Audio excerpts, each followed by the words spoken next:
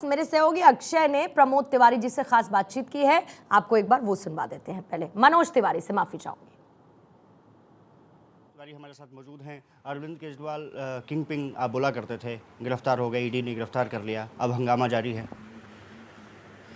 नहीं, अब क्या हंगामा है और हंगामा होगा भी क्यों? दिल्ली की जनता खुशी में पटाखे छोड़ रही है। दिल्ली के लोग अब राहत की सांस ले रहे हैं कि जिसने हमें लूटा वो गिरफ्तार हुआ, उनके ऊपर केस चलने लगा। दिल्ली के प्रत्येक गली से महिलाओं की आपस में मिठाइयाँ बांटने की खबर आ रही हैं। आप सोचो, जिन लोगों ने शराब की दुकान ना खोलने के लिए लाठी डंडे खाए, जिन बहनों ने, आज वो कितनी खुश होंगी कि ये जिनकी जिद थी कि हम नहीं 25 नहीं 21 साल से ही बच्चों को शराब पिलाना शुरू करेंगे, हम रात भर शराब की दुकान खोलेंगे ताकि सब पीते रहे। ये विज़न होता है किसी स्टेट के लिए, किसी चीफ मिनिस्टर का। तो फिर मैं मानता हूँ कि अब कोई हंगामा नहीं है। हंगामा सिर्फ कुछ लोग कर रहे होंगे कि उनके बाद मुख्यमंत्री कौन बनेगा, तो अपना अपना एजेंडा चला रहे होंगे। बट देख लीजिए, आगे जो भी होगा साफ हो जाएगा। मुझे नहीं लगता है कि आम आदमी पार्टी के कार्यकर्ता भी अब अरविंद केजरीवाल जी के साथ हैं। मनोज जी, एक चीज़ और है कि आम आदमी पार्टी लगातार ये कहती रही है कि बीजेपी एक वेंडेटा के तहत गिरफ्तार किया गया है। हम अरविंद केजरीवाल जेल से ही सरकार चलाएंगे। अब जेल से सरकार तो अभी तक चली नहीं। जेल से गैंग चला करते हैं, गैंग, सरकार नहीं चलती। और फिर बड़ी हंसी आती है, क्या बीजेपी को दोष क्यों दे रहे हो? आपके दो साथी जेल में हैं, उनको बेल देने का काम बीजेपी का है क्या? कोर्ट का है भैया। कोर्ट में गए, कोर्ट कह रही है नहीं बी देयर।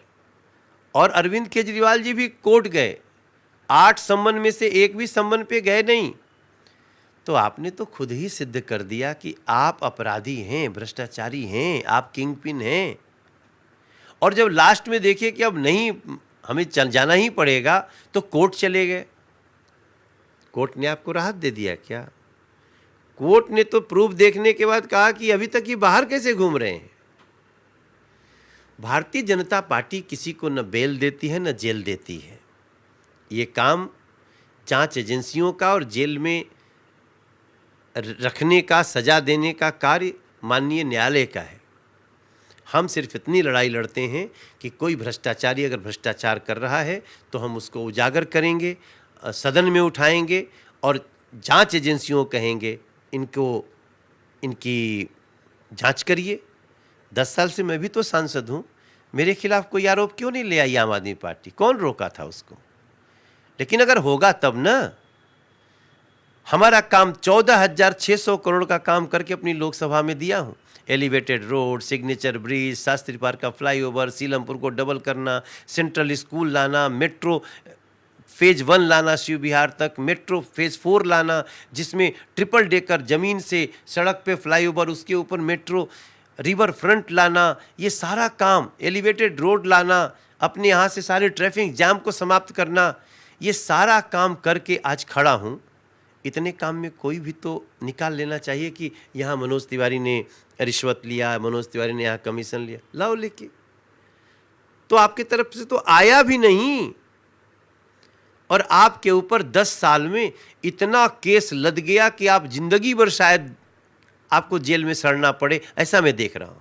एक चीज़ और है कि शायद यही वजह है कि जो आप काम गिना रहे हैं, कांग्रेस अभी वहाँ पर उम्मीदवार घोषित नहीं कर पाई है। दूसरी चीज़ ये है कि आम आदमी पार्टी और कांग्रेस मिलकर के चुनाव लड़ रहे हैं। वो कह रहे हैं कि अब इसका इम्पैक्ट लोकसभा चुनाव में देखने को मिलेगा। दो नेताओं के मिलने से कार्यकर्ता तो मिलते नहीं हैं। सारे आम आदमी पार्टी के कार्यकर्ता हताश हैं, निराश हैं। इवन कांग्रेस के कार्यकर्ता हताश और निराश हैं। सारे नेता हताश, निराश हैं। हमको लगता है ना, जिसको टिकट मिलेगा वही बस गाड़ी में चलेगा, उसके घर का भी वोट उसको मिलेगा कि नहीं, इसमें मुझे डाउट है। क्योंकि देश को नरेंद्र मोदी फिर से प्रधानमंत्री चाहिए।